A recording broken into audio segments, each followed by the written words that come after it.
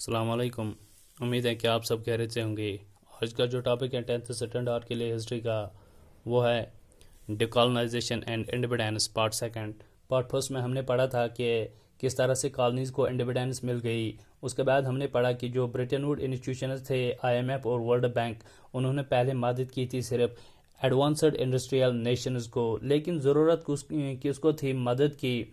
Farmer colonies को, जो उस वक्त आज़ाद हो चुके थे, जो डेवलपिंग नेशंस थे, उन्हें मदद की ज़रूरत थी। तो बाद में हमने देखा कि जो एडवांस्ड इंडस्ट्रियल नेशंस थे, इनकी ज़रूरत पूरी हो गई और बाद में उन्होंने मदद लेना बंद किया था आईएमएफ और वर्ल्ड बैंक से। तो तब जाके हम देखते हैं कि आईएमएफ और वर्ल्ड बैंक ने अपना अटेंशन जो था वो डाइवर्ट किया था, शिफ्ट किया था टुवर्ड्स डेवलपिंग नेशंस। तो यहाँ तक हमने पढ़ा। तो उसके बाद हम देखते हैं कि जो कॉलोनीज थी, colonies were under western empires.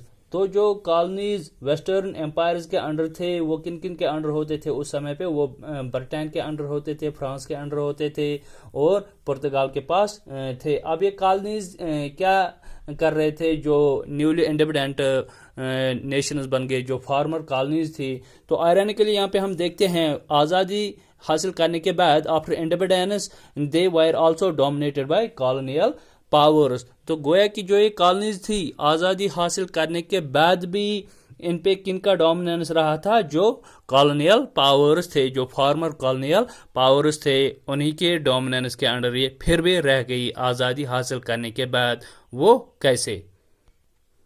देखिए कि आज़ादी के बाद जो किसकी आज़ादी, जो ये कॉलोनीज आज़ाद हुए थे, जो कंट्री जो पहले कॉलोनियल कंट्रोल में थे, they were also dominated by colonial powers. तो जैसे आप देखिए इंडिया की एग्जांपल, इंडिया कॉलोनी थी ब्रिटेन की, तो ब्रिटिश जाने के बावजूद भी हम देखते हैं इंडिया जो था ये डोमिनेंट रहा था।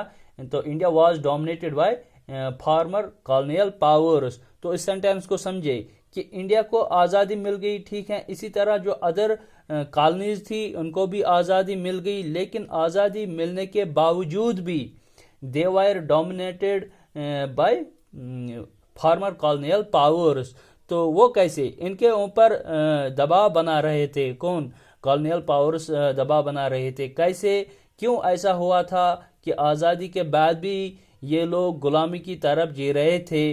इसका क्या वजह था? देखिए, जैसे देशों को आज़ादी मिल गई, जैसे ये कॉलोनीज आज़ाद हो गए, तो इंडिपेंडेंट कंट्री जो थी, तो इंडिपेंडेंट कंट्रीज के ऊपर एक जिम्मेदारी आ गई। जैसे हमने पढ़ा कि जो डेवलपिंग नेशंस थे, आज़ादी के बाद उन्हें गरीबी मिल गई थी, है ना? तो गरीबी, अब वो उनकी गवर्नमेंट की रेस्पॉन्सिबिलिटी थी कि वो अपने कंट्री की जो पॉपुलेशन थी उनको गरीबी से कैसे निकालेंगे। सो जो इंडिपेंडेंट कंट्रीज अब हैं, जो इंडिपेंडेंट कंट्रीज बन गए, जो independent countries lifted required to lift up their population out of poverty. अब इनकी ये जिम्मेदारी थी कि वो अपने या पॉपुलेशन को इस गरीबी से निकालेंगे, क्योंकि वहां पे हमने देखा था these countries were deprived of resources. जो इंडिपेंडेंट कंट्रीज थे, इनके जो रिसोर्स थे वो इनसे छीन लिए गए थे।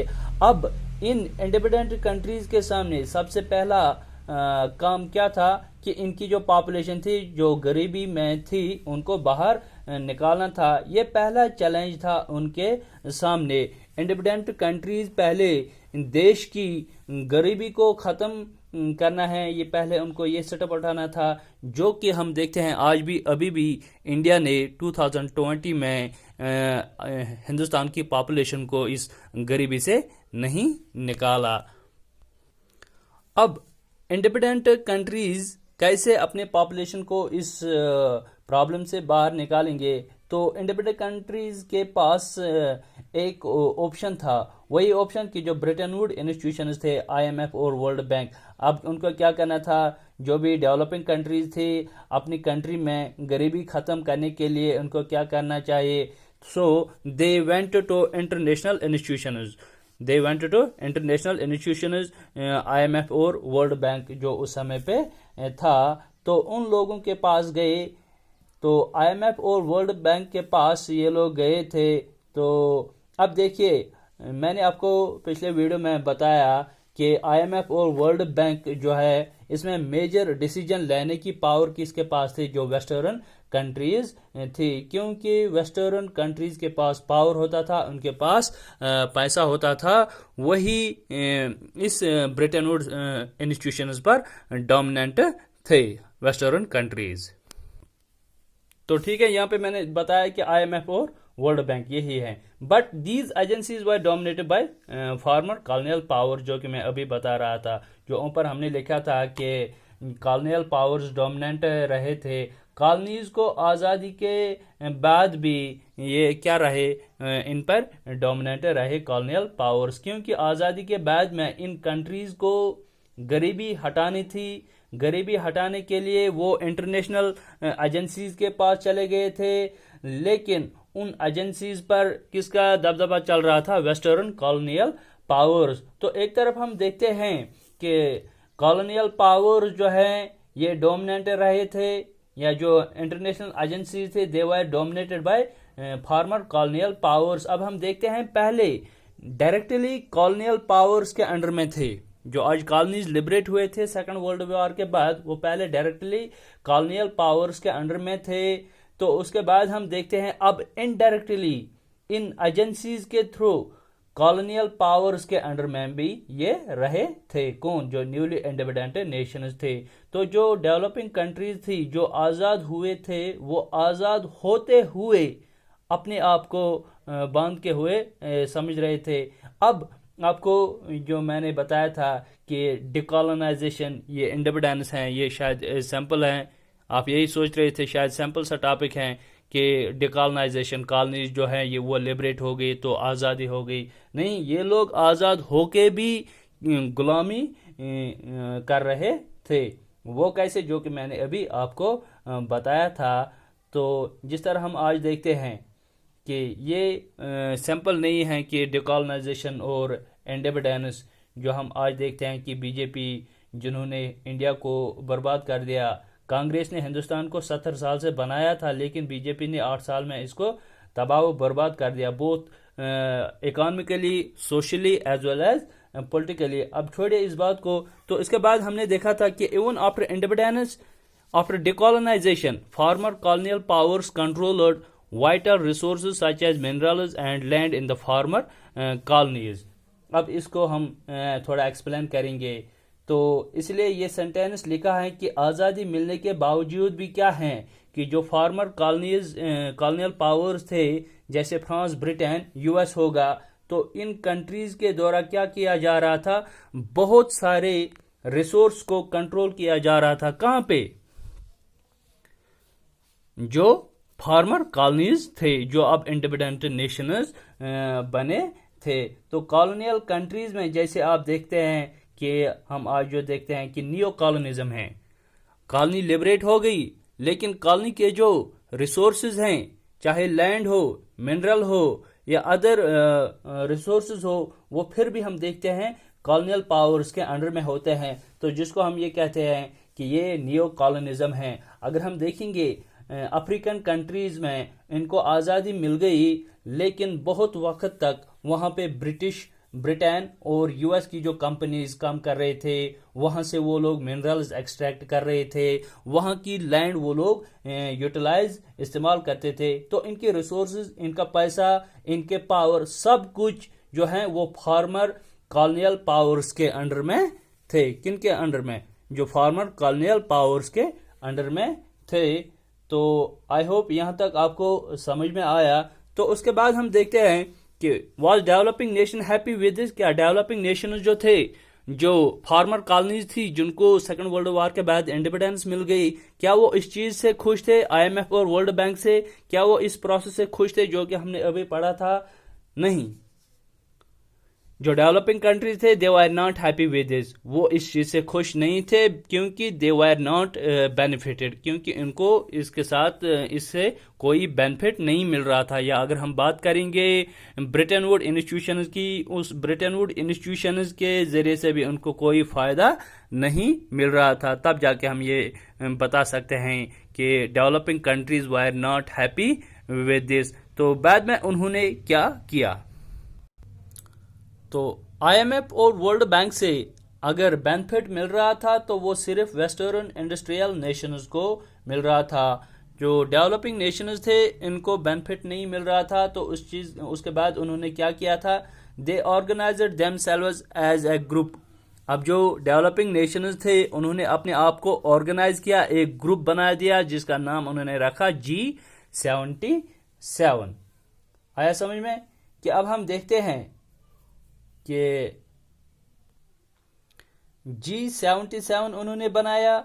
अब ये G77 जो हैं ये क्या डिमांड थी, या ये G77 क्या था, ये G77 एक्चुअली ग्रुप बना था किनका, डेवलपिंग नेशंस का। तो इस G77 ने क्या किया था, G77 ने डिमांड की थी न्यू इंटरनेशनल इकोनॉमिक ऑर्डर, उन्होंने इसकी डिमांड की थी। जो ये G77 बना था ये क्यों बना था, या अब G77 ने कौन सी डिमांड्स की थी।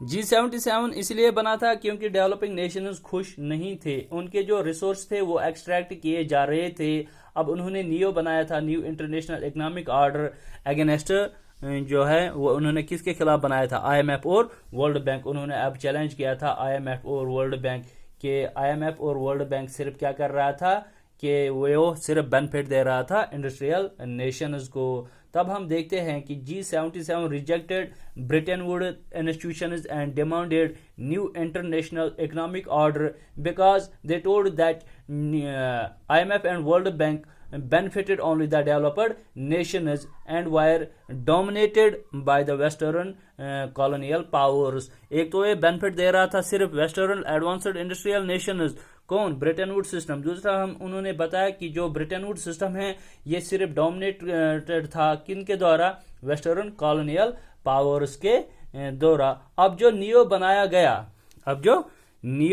गया new international economic order 1970s में ये उन्होंने बनाया था। अब नियो ने क्या डिमांड की थी, neo demanding real control over there natural resources.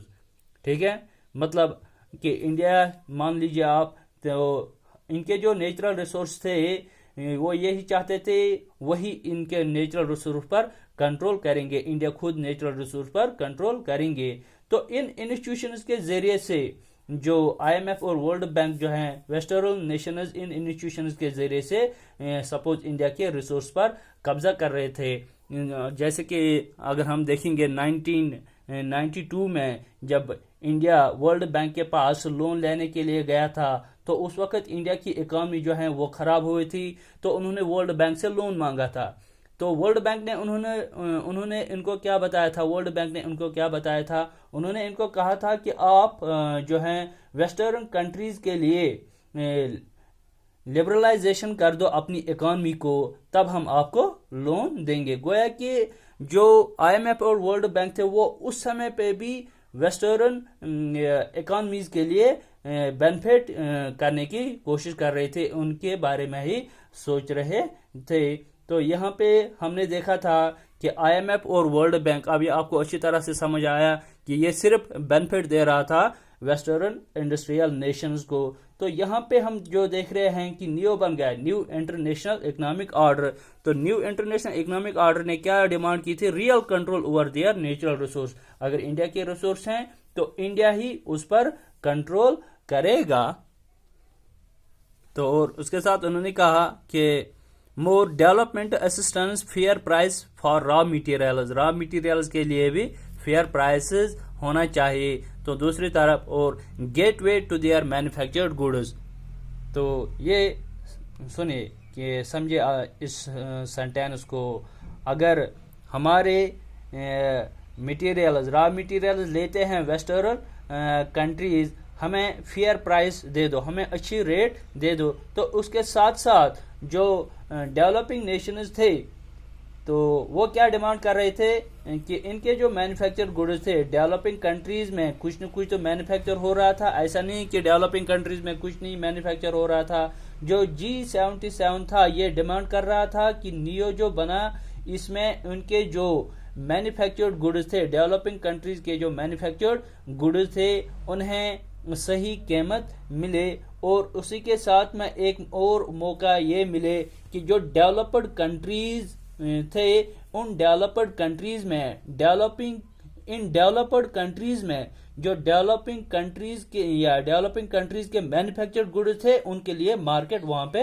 होना चाहिए। जैसे अगर हम देखेंगे यूएस में गुड्स बन रहे थे तो वो गुड्स इंडिया में इजीली बेच सकते थे, ट्रेड कर सकते थे इनका। लेकिन अगर इंडिया में गुड्स बन रहे थे तो इन गुड्स को अमेरिका में या वेस्टर्न डेवलप्ड नेशंस में बेचने के लिए वो काफ़ी मुश्किल था। तो अब उन्होंने ये भी बताया था कि इनके जो गुड्स थे, किनके, जो डेवलपिंग कंट्रीज के जो गुड्स थे, इनके लिए वहाँ पे मार्केट होना चाहिए। कहाँ पे?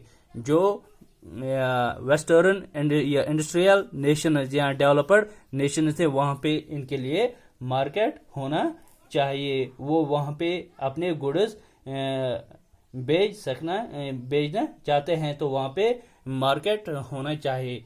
तो आई होप यहाँ तक आपको ये समझ में आया होगा। डिकॉलोनाइजेशन एंड इंडिपेंडेंस जो पढ़ रहे थे तो उसमें हमने देखा पहले कि आईएमएफ और वर्ल्ड बैंक थे, या डिकॉलोनाइजेशन के बाद जो कंट्रीज लिबरेट हुए थे, कॉलोनीज लिबरेट हुए थे, इनके पास कौन कौन से प्रॉब्लम्स आई थी, उन प्रॉब्लम्स को उन्होंने कैसे सॉल्व किया था। और कॉलोनीज में हम देख रहे थे कि आईएमएफ और वर्ल्ड बैंक जो था उस पर जो है डोमिनेंट रहे थे वेस्टर्न कॉलोनियल पावर्स उस समय पे भी। अब हम यहाँ पे इसमें देखा है कि जो कॉलोनीज लिबरेट हो गए थे, लिबरेट होने के बाद भी, आज़ादी हासिल करने के बाद भी ये जो कॉलोनीज थे वो अपने रिसोर्स पर कंट्रोल नहीं कर पाते थे। तो यहाँ पे क्वेश्चन अराइज हो सकता है, व्हाट वाज G77? G77 क्या है, या नियो जो है, नियो ने कौन कौन सी डिमांड्स की थी।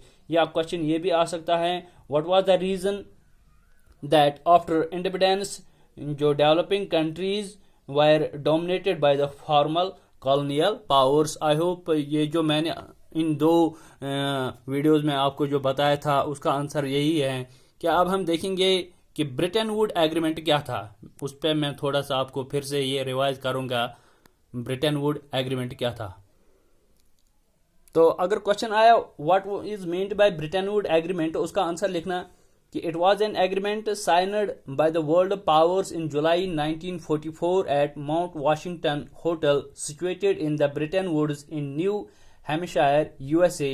Its main aim was to preserve economic stability and full employment in the industrial world, जो कि लास्ट टॉपिक में मैंने आपको बताया। उसके साथ लिखना कि जो ब्रिटेन वुड कॉन्फ्रेंस थी ये इस्टेब्लिश्ड हुई थी, तो उसने इस्टेब्लिश किया था इंटरनेशनल मॉनेटरी फंड, तो that deals with the external surpluses and defects to its member nation, and the World Bank was set up to finance post-war reconstruction. So IMF and World Bank are referred as Bretton Woods institutions. Both institutions commenced financial operation in 1947. The Bretton Woods system is a system linking national currencies and monetary system. It was based on fixed exchange rates. In this system, national currencies, for example, Indian rupee was pegged to the dollar at the fixed exchange rate, and dollar itself was anchored to the gold as the fixed price of $35 per ounce of gold. तो ये आप लिख सकते हो अगर question आया what is meant by Bretton wood agreement. ठीक है, तो आई होप यहाँ तक आपको समझ में आया। आप अपने आंसर इस क्वेश्चन के आंसर लिख सकते हो। तो कल जो है हम नेक्स्ट टॉपिक पढ़ेंगे end of Britain would and the beginning of globalization. Thank you.